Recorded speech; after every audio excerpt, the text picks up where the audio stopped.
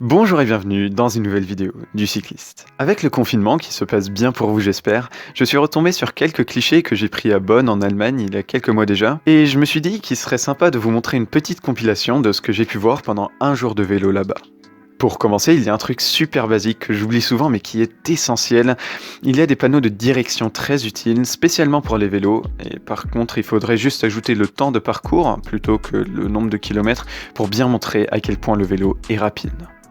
Un autre truc qu'ils ont vraiment compris là-bas, pour lequel les associations se battent en continu chez moi, c'est quand vous avez une piste cyclable ou une voie verte interrompue par une route. On a bien sûr un changement de niveau entre la route et la piste. Ces bords, on peut les faire plus ou moins hauts, et suivant la connaissance en la matière, les villes y prêtent attention. Le plus haut que j'ai sur mon trajet vélo taf, par exemple, c'est la hauteur d'un trottoir en fait, parce que rien n'a été fait pour les cyclistes. À Bonn, ce que j'ai adoré donc, c'était qu'il ne fallait ni avoir peur pour ses rayons, et ni besoin de se lever du vélo pour traverser, c'est super agréable, et ça fait une très grande différence.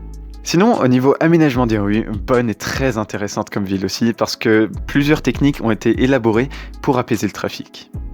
Premier exemple, comme on peut voir sur cette photo, il y a des arbres qui empiètent légèrement sur la chaussée afin qu'elle paraisse moins large et que les voitures roulent plus lentement.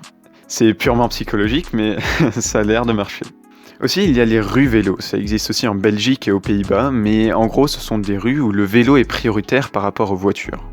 La dame ici, par exemple, le prend très au sérieux, mais je doute que ça marche vraiment, parce qu'un véhicule de plusieurs tonnes sera toujours plus imposant qu'un vélo, et la signalisation est si discrète que c'est difficilement reconnaissable.